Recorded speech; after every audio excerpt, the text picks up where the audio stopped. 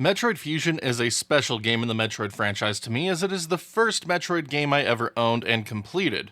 While I had played Metroid and Metroid 2 at a friend's house, they weren't games I ever came close to finishing growing up.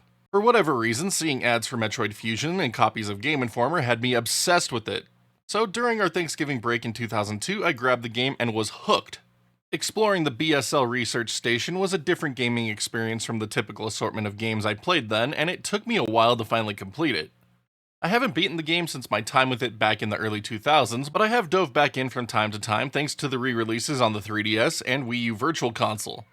But now, 23 years on from its original release, I have finally completed Metroid Fusion again, and it is still an awesome journey to experience. Some time has passed since Samus Aran defeated the Mother Brain on the planet Zebes with help from the baby Metroid. With the destruction of Zebes and the remaining Metroids, peace was restored to the galaxy. Thanks to Samus's previous efforts to eliminate Metroid life on the planet SR-388, the Galactic Federation wanted to study the impact of the cleansing on the ecosystem. Samus, being familiar with the planet, is hired to guard BSL scientists as they observe and collect samples from the planet.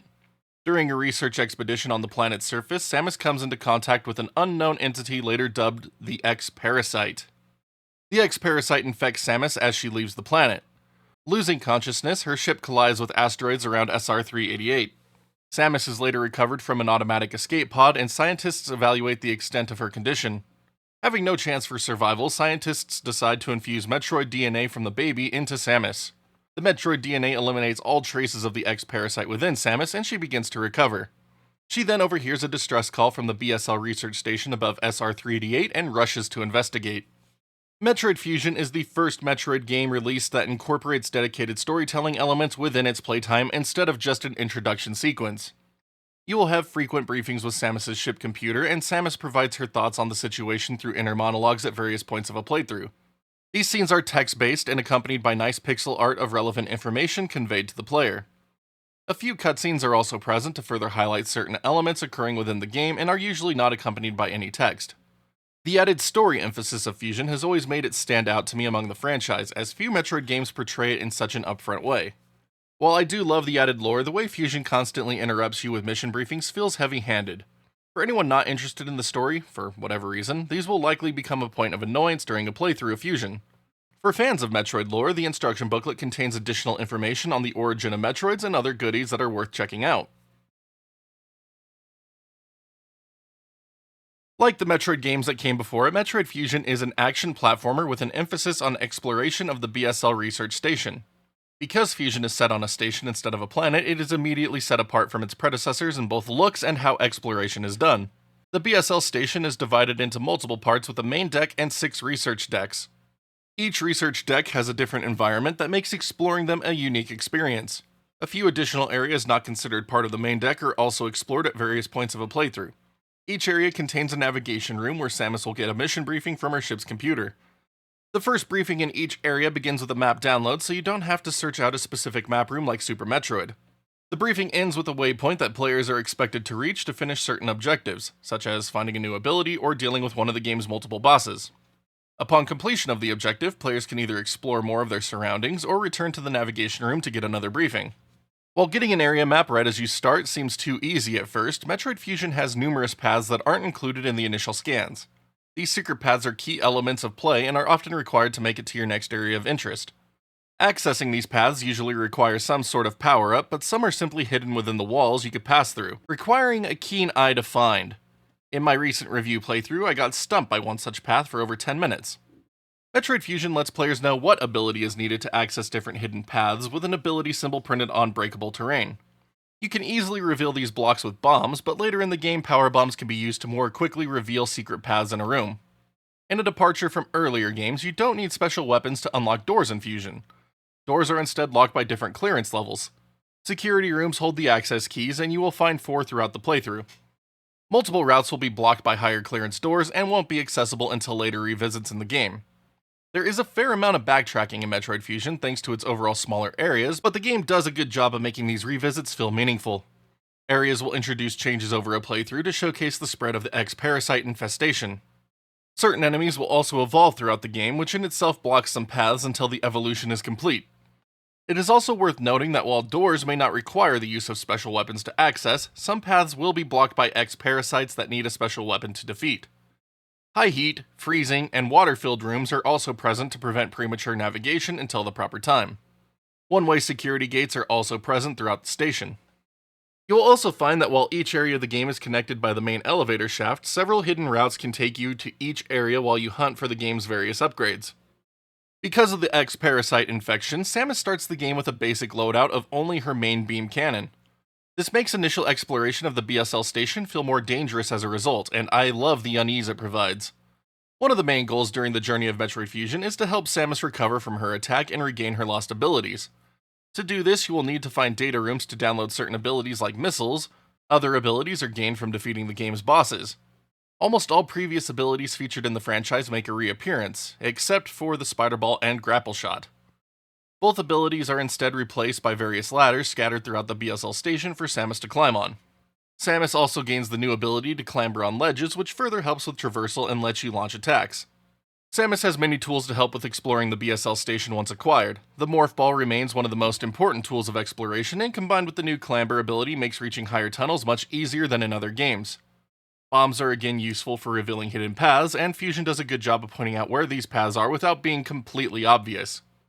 The high jump boots make a return and allow for more vertical exploration. This time around, though, the high jump boots are combined with the jump ball ability, so you can also jump in morph ball form. Since wall jumps and bomb jumps are more demanding in this game, I appreciate the return of these abilities. Space jump and screw attack also return to make you a master of the air. The speed booster also comes back and includes a new diagonal shine spark ability. Storing shine sparks and chaining them is also now possible with the use of diagonal terrain, allowing for some unique movement potential. No Metroid game would be complete without a suit upgrade, so Metroid Fusion again includes the Varia and Gravity suit upgrades. The Varia suit allows for Samus to withstand extreme temperatures, opening up several rooms as well as resisting the blue X parasites that evolve to exploit her weakness to cold. The Gravity suit allows for unrestricted exploration of underwater or lava terrains and lets you use both space jump and speed booster abilities as well. Both suits also come with damage reduction to help survivability against the X and their many forms. Combat is well done in Fusion with loads of enemies to dispatch in most rooms. Like Super Metroid, Samus's beams will stack as upgrades are acquired.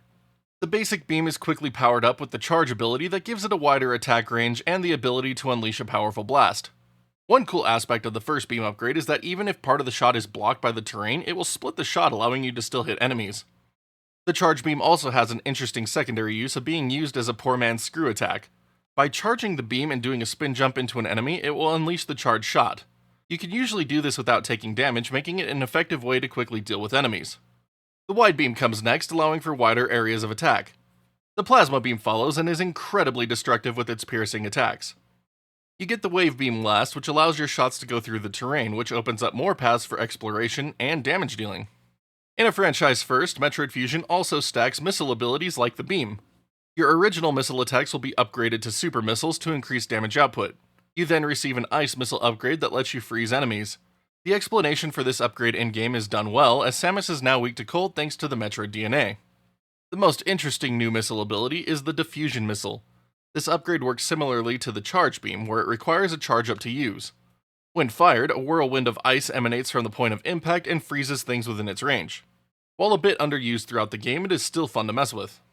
Bombs and power bombs remain separate, but power bombs do gain the added ability of sucking in X parasites when used, making them easier to collect. Missiles, power bombs, and life are all expandable by finding upgrade tanks throughout the BSL station, and there are a ton available. The nicest aspect of Fusion's inventory system is that you don't have to scroll through any weapons like you did in Super Metroid. Beam is your default attack with the B button, and by holding R you instantly swap to missiles. The same is true of bombs while in Morph Ball form. The default is bombs, and holding R activates the power bombs. By holding L you can easily diagonal aim up or down to better land shots on enemies from a stationary position. It makes the game feel incredibly streamlined, and similar setups are featured in Samus Returns and Metroid Dread as a result. But as previously mentioned, almost every room in the BSL station has a good number of enemies to deal with. The X-Parasite mimics creatures they have previously infested, and this gives Metroid Fusion a good amount of enemy variety, both original and pulled from the previous 3 Metroid titles that preceded it. Each enemy has varying HP and resistances. Upon being defeated, the X-Parasite is exposed and can be collected by Samus. Yellow regains health, while green restores missile ammo. Some enemies and door guards will reveal a red X parasite, which replenishes a large amount of health and ammo and acts basically as a full heal in the early game. The later blue X parasites restore larger amounts of health compared to the yellow. You always take more damage than you can easily recover if you are sloppy, so the recharge rooms found at the beginning of each area are also available if you get yourself into a low health and ammo situation. Bosses likewise have a few X versions of prior series fights, but most are wholly original. Having not played the 3 previous Metroid games before beating Fusion the first time back in the 2000s, I didn't realize the significance of some of the fights. Coming into the game now with that knowledge made the throwbacks that much cooler to go up against. Arachades X is a great intro fight, but the poor guy doesn't get to guard the spring ball this time around. The frozen body of Ridley crumbling to give way to Neo Ridley is haunting, and it is a rough fight. The final fight against the Omega Metroid is yet another wonderful callback to Metroid 2. The original fights against Ceres, Yakuza, and Nightmare are likewise challenging to varying degrees, but each can be overcome once you recognize their patterns. The Rogue Security Bot and Nitori are the weaker inclusions, but can still be quite problematic. After defeating a boss, its large X core will be revealed, and you will then do battle with it before finally absorbing it. Some boss fights are just against reinforced X cores, adding further variety as they will typically use special abilities against you. There is one boss in particular that overshadows the rest, however, the SAX. The SAX is an X-parasite version of Samus with all of her abilities and Variasuit. The SAX is a constant threat you are aware of patrolling around the BSL station, which adds a heightened sense of uneasiness to the game. You encounter the SAX at various points of your journey, and while you can remain hidden from it most of the time, there are a few times you will have to actively flee and find cover until it leaves the room.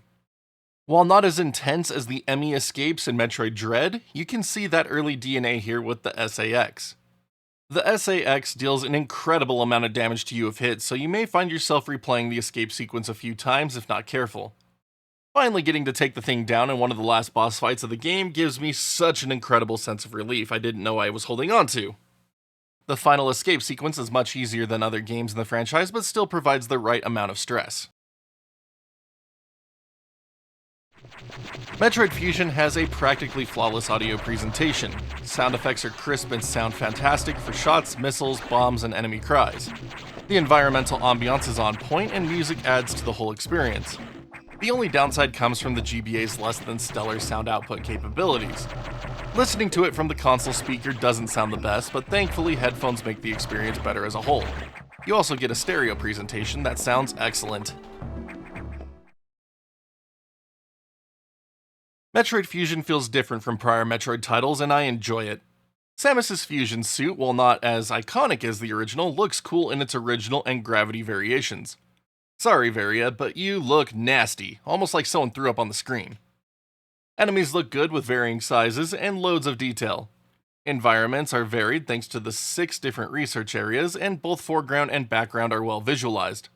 Animations look great overall, and the added expressiveness in some fights brings the experience up a notch. Some backgrounds even contain extra animations to further bring the game to life. Best of all, the game looks good across the various GBA screens from the original to the SP, and even bigger displays with the Game Boy player let the game shine. Text size also manages to find a good balance for readability on both small and large screens. While I love Metroid Fusion, it isn't without faults.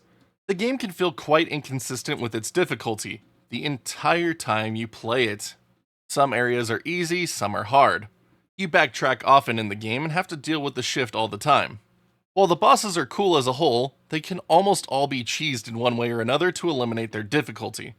The smaller area maps also make exploring the game take far less time than other games in the franchise. The added inclusion of waypoints also reduces the amount of time you will be lost. I haven't beaten the game in at least 15 years, and this review playthrough only took me 3 hours and 27 minutes. The constant briefings will be hit and miss depending on your tolerance for story exposition. On a nitpicky level, I wish that the Spring Ball and Spazer naming conventions had been retained from past games.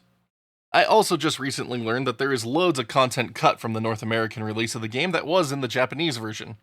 Stupid localization issues of the era. While Fusion is a fantastic title, it doesn't offer players many reasons to revisit it upon completion other than to relive its story and experience. Like other Metroid games, completing it under certain time requirements and collecting all of the upgrades will be the main draw for completionists. There is, however, some hidden dialogue that can be unlocked by an insane shine spark sequence that I will likely never achieve myself. Metroid Fusion has been lucky enough to be available on every generation of Nintendo hardware since its original GBA release. The original cart remained playable on the original DS and DS Lite. Early 3DS adopters got a digital version of the game as part of the Ambassador program. The first official re-release came on the Wii U Virtual Console, and as of making this video, the game is available on the Nintendo Switch Online GBA app for modern players to enjoy. I love Metroid Fusion, and it was a great entry point into the franchise for me. Nostalgia aside, Fusion remains a solid entry with a great focus on story and streamlined controls over its predecessors. While it may be easier and shorter than others in the franchise, the entirety of its runtime is well built and fun overall. Briefings and waypoints might be annoying to some, but their inclusion never ruins any aspect of the game to me. Instead, it is the inconsistency and difficulty that troubled me the most during this last playthrough. Even still, it wasn't enough to take away from the fun of revisiting the game. If you have yet to try Metroid Fusion, you should do so today. So those are my thoughts on Metroid Fusion. Honestly, Metroid Fusion and Metroid Zero Mission are probably my two favorite games in the entire franchise, along with Metroid Prime 1. Just, great era of Metroid games for me. I might be more biased towards them since that's the era that I joined in on, but, those games hold up so well. Just absolutely love them. And I can't stress enough, if you haven't tried Fusion, definitely give it a try. If you're new to the Metroid franchise, Fusion is a great entry point, but Zero Mission is a better place to start. So definitely check that one out. We'll probably have a video review for that one coming anytime now. But thank you so much as always for watching today's review. Hope you have found it enjoyable, entertaining, and if you've made it to the end, congratulations. This is the longest video game review that I have ever created somehow. Metroid Fusion is just that good, I guess. But anyway, here at the end, just the usual favors to ask of all of you. If you haven't already, please be sure to hit that thumbs up, thumbs down button, depending on how much you like this video, as well as hitting that sub button and notification bell so you can see when new videos go live on the channel. Loads always coming your way, and I just appreciate having you all along for the ride. Now, if you would like to help further support the channel and be a part of the weekly retro reviews like this Metroid Fusion one that you have watched today, you can hit that join button here on YouTube or the Patreon link in the bottom right hand corner of the screen. And for as little as $1, you get early access to all the videos. And if you're in my Discord channel, you get access to that backer channel where we vote on all this stuff.